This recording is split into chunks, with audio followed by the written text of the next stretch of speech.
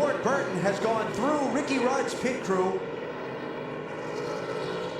after contact leaving his stall. Oh my gosh. Goodness gracious. I think Ward made contact with another car on pit road. Ward Burton coming out of his stall. He and Casey Atwood hit. And he got about 3 guys, it looks like, maybe and the NASCAR official. The official goes up on the hood and rides the 22 car, and Ward wisely stopped. Thank goodness he did. When exiting his pit stall, Ward Burton would make contact with another car, sending his car right into Ricky Rudd's pit box. He would hit multiple pit crew members on the 28 team. This was a very scary accident immediately. NASCAR had to make sure they had ambulances rush to the scene so they were able to get the pit crew members involved, rush to the infield care center or a hospital. Crazy enough, one of the pit crew members, even after this accident, was able to get up, get checked out, and still pit the 28 car for the rest of the afternoon.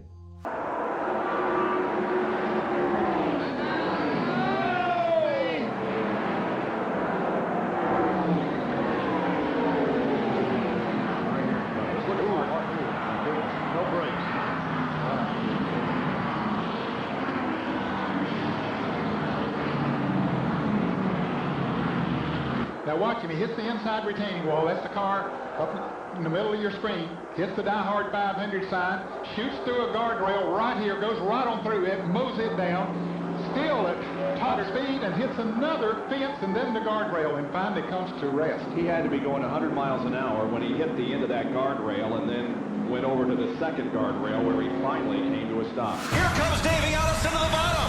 Davey Allison on the inside of Kyle Petty. They touch here at the stripe. Allison wins. Davey Allison wins the Winston, but pays a huge price.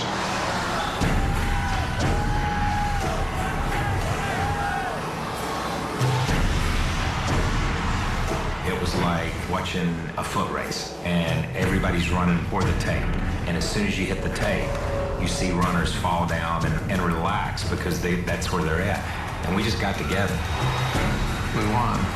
The whole night had been such a great success and showed such promise. And to end it with a star driver, the winning driver, unconscious, was unthinkable.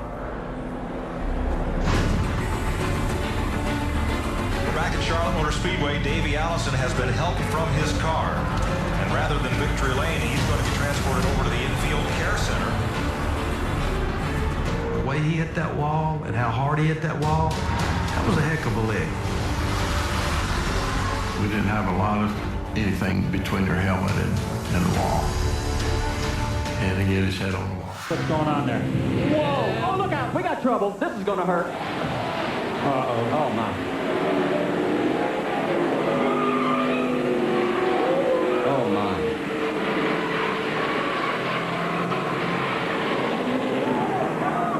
Yep. Keep your fingers crossed.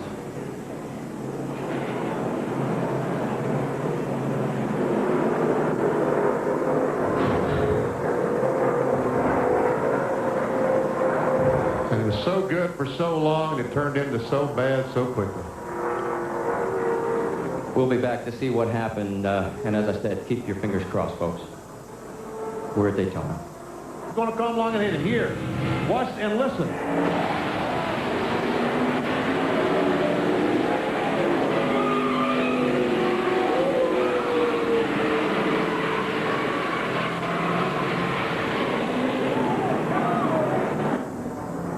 From Jeffrey Bodine's onboard. Listen.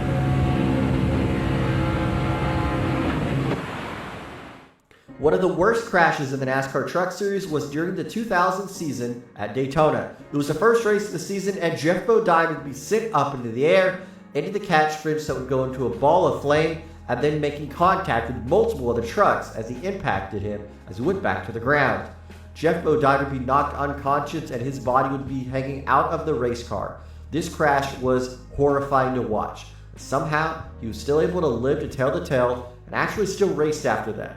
I still don't know how he was able to even step foot in a race car after this. but this was a magical moment of NASCAR, of a driver that probably shouldn't be with us today, and he still is. And we thank NASCAR for their safety.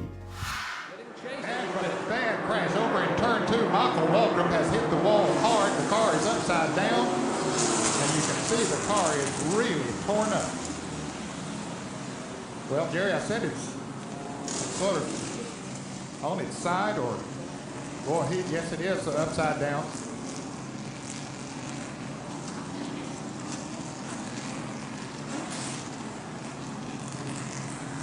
Michael Waltrip in his car having hard contact out of turn 2. Car begins to slip and slide on the outside and contacts the concrete wall nearly head on. The car is sawed in half by that concrete barrier there. One of the most spectacular and violent crashes I have ever seen, Ned Jarrett. Jerry, I've been involved in auto racing for more than 30 years, and I don't remember ever seeing a car torn up this much. The safety crews have run over to the car. Likewise, older brother Darrell Waltrip was there. Let's check with Penny Parsons. This crash still baffles my mind that Michael Waltrip was able to survive this, and not only survive, he was able to get out of his car and only suffer a concussion. Michael Waltrip's car would go up the track and he would hit the guardrail where the opening would be to bring the haulers in before the race weekend.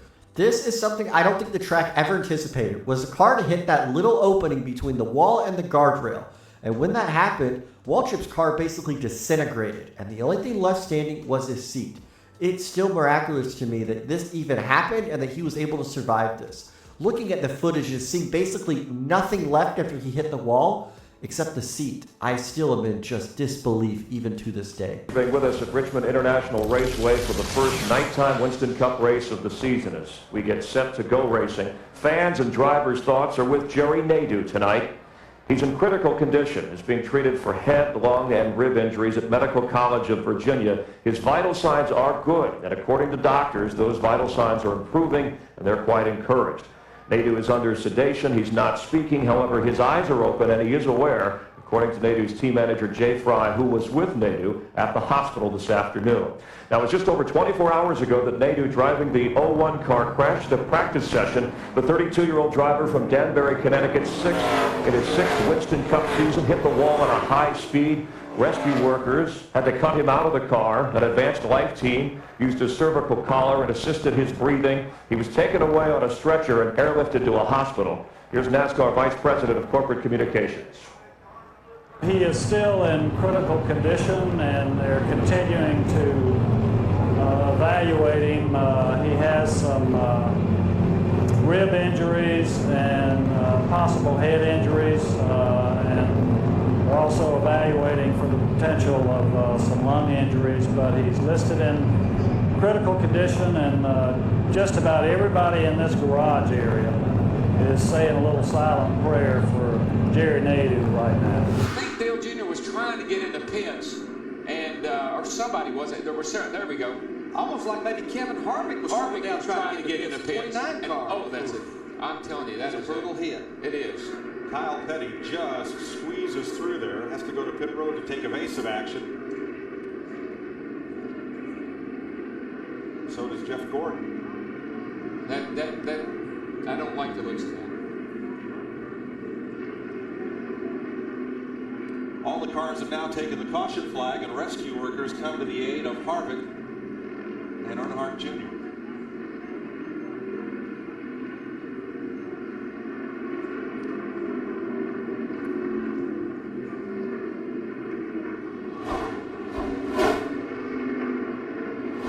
You're exactly right, Darrell. Harvick had slowed. He was trying to get to pit road.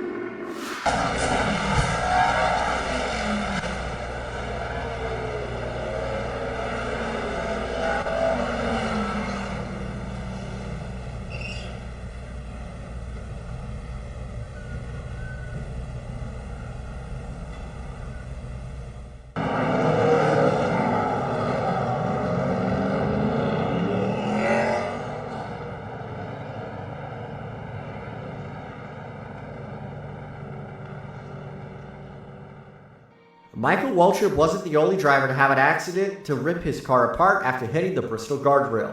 Mike Harmon's 44 car would do that in the Busch Series, and it would be even worse, because as he would be sliding down the racetrack, another car would Another car that was going full speed would hit him, making it inches away from his legs and his body in the race car. Thankfully, Mike Harmon was able to get out of his car under his own power. He didn't race the next day of the Cup Series race, but honestly, I wouldn't blame him. This crash was tremendous and it was horrifying to watch. Thankfully, he still even races to this day and is one of NASCAR's favorite characters in the NASCAR O'Reilly series. Leading this. Oh, look at Earnhardt got sideways. Somebody looked like made some contact. Uh-oh, we've got a problem. Contact here, for sure. Darrell Waltrip is still running. Waltrip's car gets on his foot and over and over.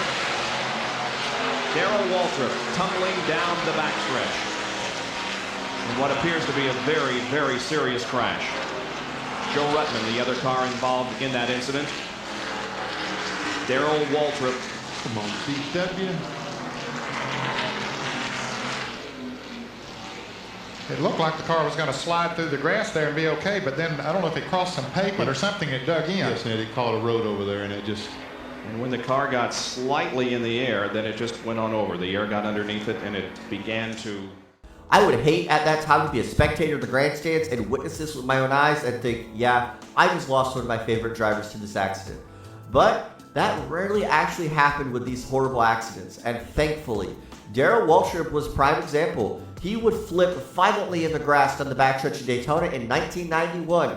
His car would dig into the grass and just start flipping violently and violently and violently, and there was no stopping it until the inertia stopped on the grass. Waltrip's car would come to rest with very few movements of the car. We all thought the worst, and Waltrip was taken to an infield care center and then transported to a hospital.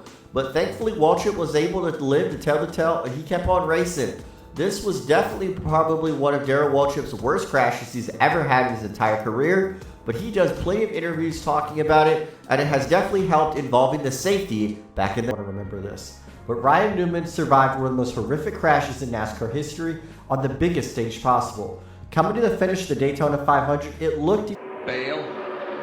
Wow, he just was in a great spot. Just rolled up. Did he get pushed out there again? Just the same kind of situation by Chandler Smith that we saw earlier? And the caution is out. Jordan Anderson